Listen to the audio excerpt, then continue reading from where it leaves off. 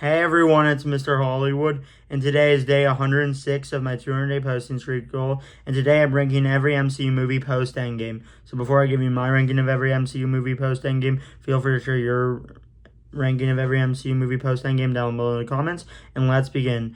In last place is The Eternals. I just think this movie, just didn't do much for me.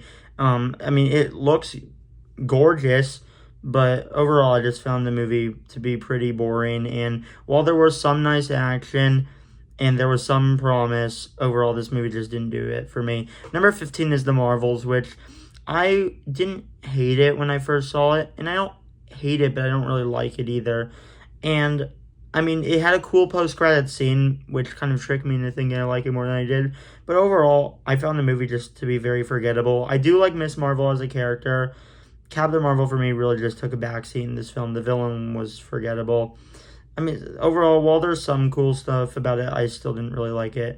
And to be clear, there was a bit of a jump between the other 14. Number 14 is Black Widow, which had a really good first two-thirds. It had some nice family dynamic, but the final battle just completely lost me. It just completely dropped the ball in the final battle. So while I think it gets a little too much hate, I still don't love the movie. Number 13 is Captain America Brave New World, which I don't hate Captain America Brave New World. I did like Harrison Ford quite a bit as Red Hulk. I liked Sam Wilson, aka Falcon.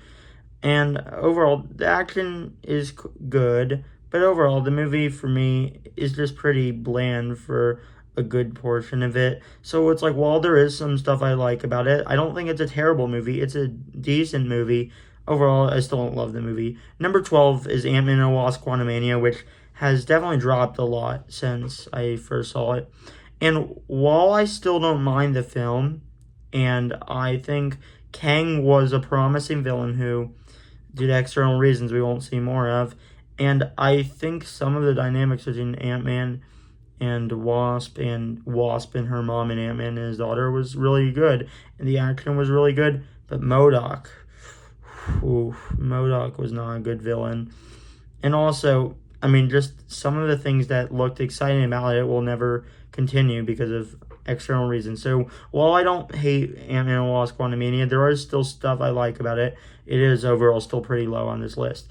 Coming in at number 11 is Fantastic Four, which I don't think is like the fantastic movie everyone says, but it is still a good movie, and I think the family dynamic was really nice. It definitely reminded me a lot of The Incredibles, though definitely not as good as either Incredible movies, but it still had that vibes that I really liked.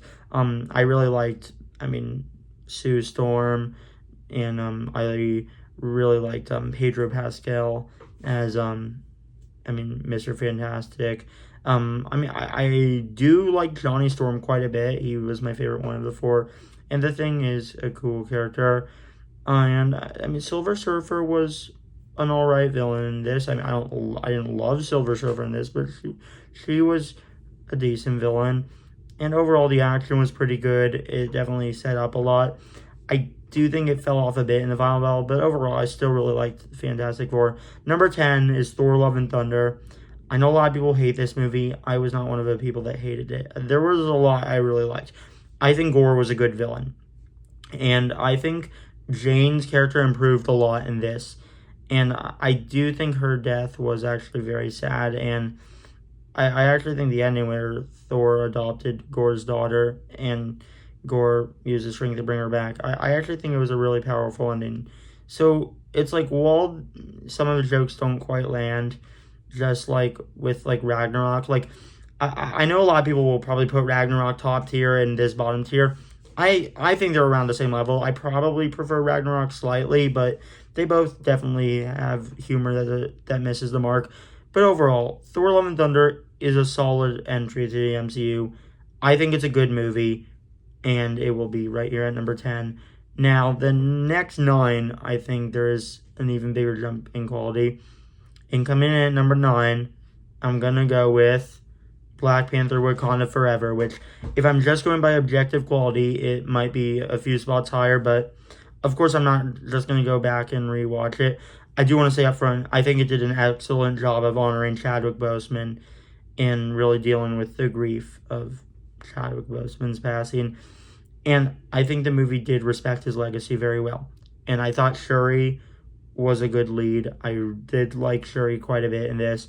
I thought Angela Bassett gave a great performance, and I thought Namor was a great villain. Now, I think the movie was probably a bit too long, but overall, it was a good movie. I think it was even a great movie that I do really like, despite the fact I'm definitely not going to go rewatch it a lot.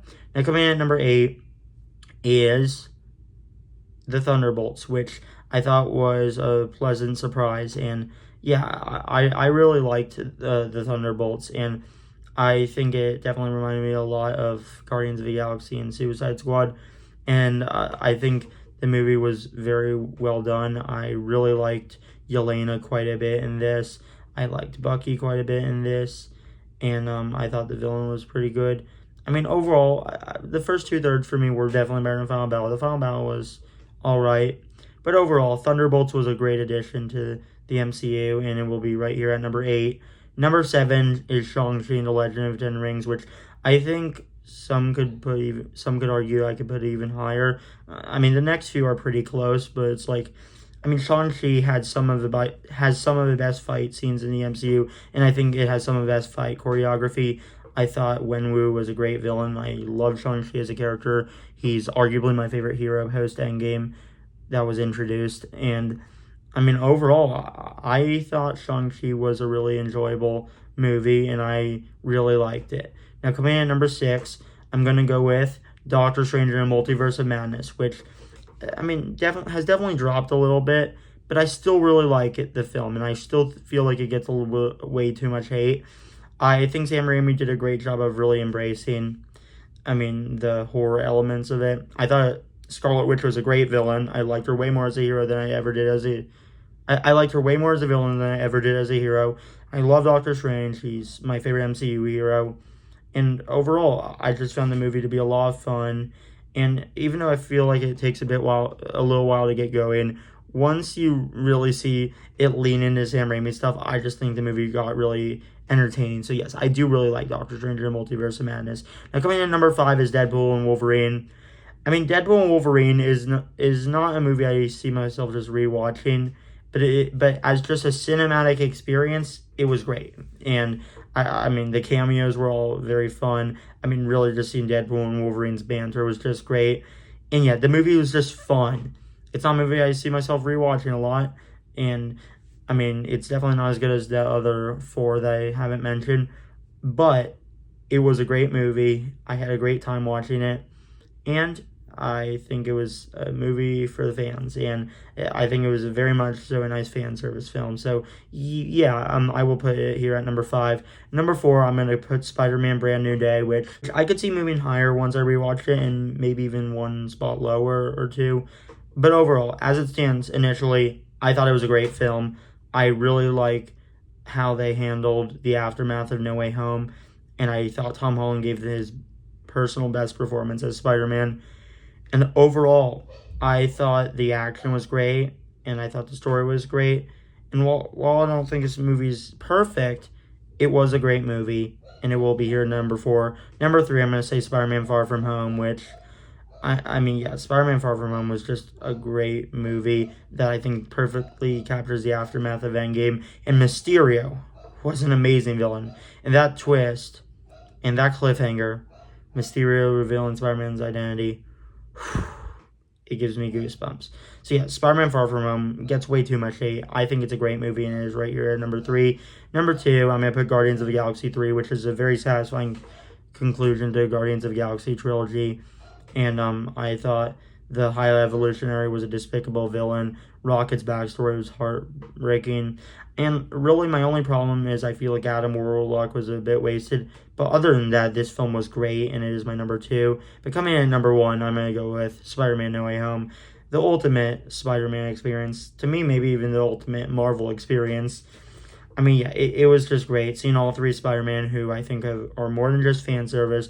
I feel like they serve a part to Peter's arc, and they really brought him out of the ashes. And seeing all these villains again was great, and just the final battle was satisfying, and really just seeing Spider-Man go through loss. I mean, this movie was heartbreaking, but it was just beautifully made. And yes, it is my favorite MCU movie post Endgame. Now, thanks for watching. Feel free to share your ranking of the MCU movies post Endgame down below in the comments. And this is day 106 of my 200-day posting streak goal. Now, thanks for watching, and peace out.